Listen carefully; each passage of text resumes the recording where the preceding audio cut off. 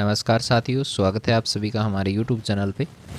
तो हम second grade और फर्स्ट ग्रेड जो अपने यहाँ पे हिंदी साहित्य का इतिहास है उसको लेके अपनी चर्चा चल रही है।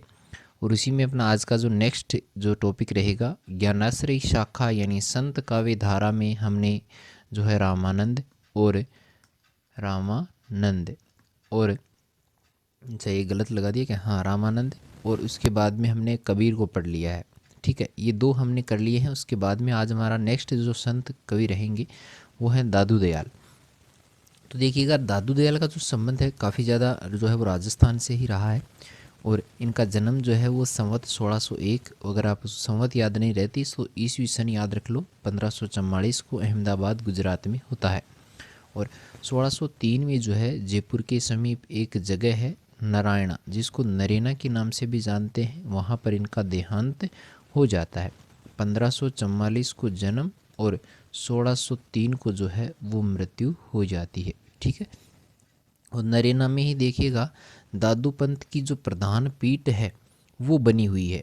दादू पंथ की प्रधान पीठ कहाँ पे है? नरेना में। दादू दयाल की कर्म स्थली की बात करें तो वो कौन सी जगह है? राजस्थान रही है पूरी की पूरी। और दादू दयाल को जो है वो राजस्थान का कबीर भी कहा जाता है। ये एक मोस्ट इम्पोर्टेंट लाइन यहाँ से बन रही है। देखिए, प्रश्न यहाँ से हर लाइन से जो है वो बनेगा आपके, और उसी हिसाब से मैंने जो है वो नोट्स तैयार किए हैं। इसके अलावा दादूपंथी संप्रदाय को पर ब्रह्म संप्रदाय भी कहा जाता है। और बंगाल में बाउल संप्रदाय चलता है एक वर्तमान में, तो वो भी दादू दयाल की परंपरा से ही देखा जा सकता है, यानी उन्हीं के इर्द गिर्द ये घूमता है। और पर ब्रह्म संप्रदाय, ये एक बढ़िया इंपॉर्टेंट क्वेश्चन यहाँ से बन रहा है। चलिए आगे बढ़ते हैं कि दादू के संप्रदाय को नीपक संप्रदाय भी कहते हैं। तो नाम कई बार आ जाता है नीपक संप्रदाय है ना, इस प्रकार के नाम अगर आ जाते हैं तब भी आपको घबराना नहीं है। इसके अलावा दादू का साधना स्थल की हम बात करें तो वो है दरीबा। और आप अकबर के निमंत्रण पर फतेहपुर सीकरी भी गए थे। देखो, साधना स्थल दरीबा है और अकबर के इनविटेशन पर कहाँ गए हैं? फतेहपुर सीकरी गए हैं। और इनकी वाणियों का संग्रह जो है वो इनके शिष्य थे, एक संत दास और जगन्नाथ दास, ये दो शिष्य थे। उन्होंने हरड़े वाणी के नाम से जो है इन्होंने इनकी जो भी वाणियाँ थी उनको कलेक्ट करने का काम किया है। दूसरा संकलन इनका अंग वधु रहता है। और इसका संकलन करने का काम जो किया था वो संत रज्जब, संत दास, जगन्नाथ दास और सुंदर दास ने किया था।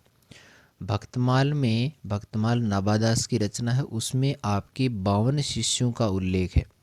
और उन 52 शिष्यों में भी 2 शिष्यों को सर्वश्रेष्ठ स्थान प्राप्त था, वो थे रज्जब जी और सुंदरदास जी। इनकी एक अन्य रचना भी सामने आई है, उसका नाम है काया बेली, वो भी मानी जा रही है। आगे बात करें तो इनकी जाति अगर पूछी जाए तो धुनिया जाति के ये माने जाते हैं। रचनाओं में आपको ब्रजभाषा मिलेगी और राजस्थानी भाषा, ये 2 भाषाएं आपको जो है इनके काव्य में देखी जा सकती हैं। इसके अलावा बात करें, दादू के 2 पुत्र हैं, गरीब दास और मिस्किंद दास। गरीब दास और मिस्किंद दास जो हैं वो इनके 2 पुत्र रहे हैं। इसके अलावा ये निर्गुण भक्त जो है वो माने जाते हैं। इन्होंने ईश्वर के सगुण रूप को भी मान्यता दी है। देखो, निर्गुण भक्तों में ही हम पढ़ रहे हैं, कौन सा वाला? संत काव्य धारा वाला। और उसी में इन्होंने जो है ईश्वर का सगुण रूप जो है वो स्वीकार किया है। आगे बात करें कि वर्तमान में परशुराम चतुर्वेदी द्वारा एक पुस्तक संपादित हुई है जिसका नाम है दादू दयाल ग्रंथावली। और इस पुस्तक में दादू के जो है वो दार्शनिक सिद्धांतों का निरूपण किया गया है। दार्शनिक जो सिद्धांत दिए गए थे उनकी व्याख्या यहाँ पर की गई है। और आपकी रचनाओं पर देखो, क्षिति मोहन सेन ने जो है सी भी है यहाँ पे, भाई नहीं है, भी है, शोध कार्य किया है। और आपको रेखांकित करते हुए उन्होंने लिखा है कि 20वीं सदी के बाण भट्ट आचार्य हजारी प्रसाद द्विवेदी, देखो क्या कहते हैं इनके बारे में। 20वीं सदी के बाण भट्ट जो है हजारी प्रसाद द्विवेदी जो है इनके बारे में क्या कहते हैं। कुछ आगे चला गया क्या संत? अच्छा, कुछ आगे ही चला गया लगता है। द्विवेदी ने कहा था, अच्छा वो आगे चले गए थोड़े से ना। चलो कोई दिक्कत नहीं है, हम आपको बता देते हैं कि दादू जैसी सरलता और सरसता प्रेम वियोग के जैसे रूपक दादू में ही मिलते हैं, वैसे आपको अन्यत्र संतों में दुर्लभ मिलेंगे। इस प्रकार की बातें जो है वो दादू के संदर्भ में कही गई हैं। तो बहुत सारी इम्पोर्टेंट बातें बताने का जो था वो जिम्मेदारी हमने उठाई थी, तो उसी में हम जो है एक दो बातें आपको बता देते हैं। तो रसिक प्रिय माने जाते हैं, देखिए कहाँ गया मार्कर, कहाँ गया, रसिक प्रिय जो है वो कहे जाते हैं केशव। कौन कहे जाते हैं? केशव को कहते हैं रसिक प्रिय कहते हैं केशव को। आपको पता होगा कि निम्बार्क संप्रदाय की जो प्रधान पीठ है वो जो अपना है ना अजमेर में सलेमाबाद में स्थापित की गई है। और उसको लेकर जो है आपको पता होगा कि निम्बार्क संपंथ में जो है वो राधा कृष्ण को जो है वो युगलोपासन का जो वर्णन है वो यहाँ पर किया गया है। युगलोपासन का वर्णन उसमें किया गया है। आचार्य निम्बार्क हरि व्यास देव जो है वो गुरु माने गए हैं परशुराम देव के। ठीक है, चलिए आगे बढ़ते हैं। अगले हमारे जो कवि रहते हैं, संत जो रहते हैं वो हैं सुंदरदास। देखिएगा, संत दादू दयाल की शिष्य परंपरा में सुंदरदास का जो है वो प्रमुख स्थान माना जाता है। और संत काव्य में इनका स्थान थोड़ा सा अलग है। आपका जन्म बात करें तो 1596 ईस्वी को राजस्थान के दौसा जिले में होता है। पिता थे इनके परमानंद, माता सती थी। दादू पंथ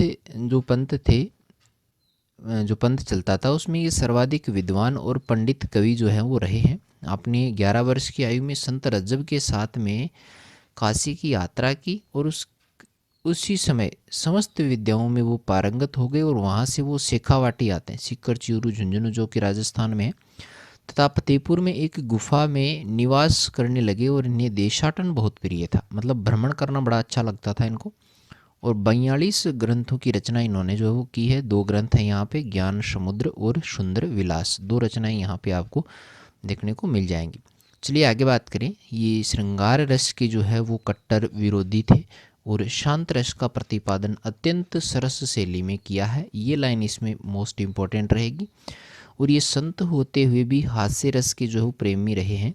आपने केशव की जो रसिक प्रिया है, मैंने कहा ना सबसे रसिक कौन है?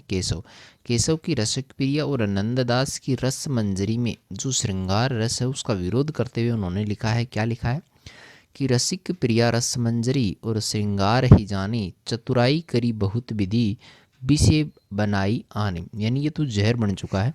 ठीक है, संतों में सुंदरदास ने सर्वाधिक सुंदर कवित्व और सवैये छंद का प्रयोग किया है।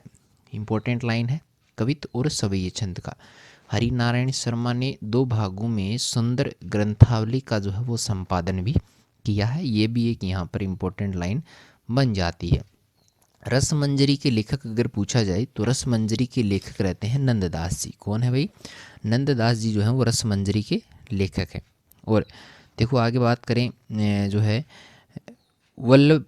वल्लभा दिग्विजय यदुनाथ, वल्लभाचार्य के शिष्य थे यदुनाथ। ठीक है, अष्टछाप जो है उसमें कुंभन दास भी थे। ये कृष्ण भक्त जो है वो माने जाते हैं कुंभन दास। ठीक है, चलिए आगे बात करें, नेक्स्ट पेज पे चलते हैं सुंदर दास के बारे में कि नारायण दास, टिकेत दास, निर्मल दास, दामोदर दास, श्याम दास 5 इनके प्रिय शिष्य रहे हैं। और सुंदर दास को काव्य शास्त्र का सम्यक ज्ञान भी था। ये भी आपको बढ़िया से इसमें याद कर लेना है। चलिए समझ में आया होगा। आगे हमारे नेक्स्ट जो संत रहते हैं उनका नाम है नामदेव। देखिए जन्म इनका 1270 ईस्वी को होता है और देहांत इनका 1350 ईस्वी को हो जाता है। लगभग 80 साल ये रहे हैं। महाराष्ट्र के दर्जी परिवार में इनका जन्म होता है। नामदेव को संत काव्य का प्रवर्तक भी माना जाता है। जाति पाति है, वर्ण भेद है, उसमें अनास्था रखते हुए मानव मात्र की समानता का इन्होंने जो पक्ष रखा है। संत काव्य का प्रवर्तक इसको माना जाएगा। और इन्हें बारकरी संप्रदाय का प्रवर्तक भी कहते हैं। ये एक इम्पॉर्टेंट लाइन है। नामदेव प्रारंभ में सगुणोपासक रहे, बाद में निर्गुण उपासक। भाषा जिसको काम में लिया वो थी ब्रज भाषा के निकट थी, लेकिन ब्रज भाषा नहीं थी, सदुकड़ी भाषा थी वो, जो कि ब्रज भाषा से मिलती जुलती रही है। आगे बात करें, नामदेव जो थे वो भगवान विठल यानी विठोबा के उपासक रहे हैं, और आचरण की पवित्रता, नाम स्मरण का विशेष महत्व आपको पता ही होगा कि संत काव्य में रहा ही है। अंत में किसी नागनाथ नामक स्थान पर विसोबा खेचर या खेचरनाथ नाथ पंथी कनपटे साधु से इन्होंने दीक्षा ले ली, और बाद में निर्गुण पंथ की ओर वो प्रवृत्त हो जाते हैं। ये एक मोस्ट इम्पोर्टेंट यहाँ पर रहेगा। ठीक है, चलिए नामदेव जी यहाँ पे कंप्लीट हो चुके हैं। उसके बाद में हम पढ़ रहे हैं नानक देव। गुरु नानक का नाम आपने सुना होगा, वही है नानक देव। जन्म इनका संवत 1469 को तलवंडी पाकिस्तान, देखो तलवंडी पंजाब प्रांत में था, जो कि वर्तमान में कहाँ पे है, पाकिस्तान में है, लाहौर की थोड़ा नज़दीकी है। वर्तमान में इसको कहा जाता है ननकाना साहब। मृत्यु जो है वो 1538 को होती है। संवत है भाई दोनों ही जगह। पिता कालूचंद थे, माता तृप्ता देवी, पत्नी सुलक्षणी। 2 पुत्र हुए थे, श्रीचंद और लक्ष्मीचंद। ये मोस्ट इम्पोर्टेंट है, याद रखिएगा। श्रीचंद ने आगे चलकर जो है वो उदासी संप्रदाय की स्थापना की, ये भी मोस्ट है। ठीक है, और ये नानक पंथ के प्रवर्तक भी माने जाते हैं, ये भी यहाँ पे क्या रहेगा, मोस्ट रहेगा। सिख संप्रदाय की स्थापना गुरु नानक ने की है। आपको पता होगा गुरु नानक ने लिखा हुआ रहे नानक देव लिख दे तो गड़बड़ नहीं हो जाए आपके, है ना। नानक देव के प्रिय शिष्य माने जाते हैं मर्दाना, जो सारंगी बजाने में बड़े माहिर थे, बड़े चतुर थे सारंगी बजाने में। ठीक है, तो यहाँ पर कुछ जो है वो इम्पोर्टेंट चीज़ें जो है वो अपनी क्लियर हो रही हैं। कहीं कोई समस्या हो आपकी तो आप कमेंट ज़रूर कर दिया करें, उससे अपने को भी पता चल जाए कि आपकी कहाँ पे जो है वो समस्या आ रही है, उस हिसाब से थोड़ा बहुत मैटर में कुछ बदलाव हम कर सकें। ठीक है, दोहा कोश एक चीज़ है, एक पुस्तक है दोहा कोश। लेखक कौन है इसके, तो लेखक रहते हैं शरप्पा। दोहा कोश के लेखक कौन है, शरप्पा है। भाषा भूषण किसकी रचना है, भाषा भूषण किसकी रचना है भाई, ये है जसवंत सिंह की। किसकी है, जसवंत सिंह की। ठीक है, चलिए आगे बढ़ते हैं। आगे देखिएगा कि नानक देव की वाणियों का जो संग्रह है वो आदि ग्रंथ के महिला खंड में आपको मिलेगा। और गुरु नानक की प्रसिद्ध रचनाओं की बात करें, असादीवार है, नसीहतनामा है, ये इंपॉर्टेंट है इसमें, सोहेला है और राहे रास है।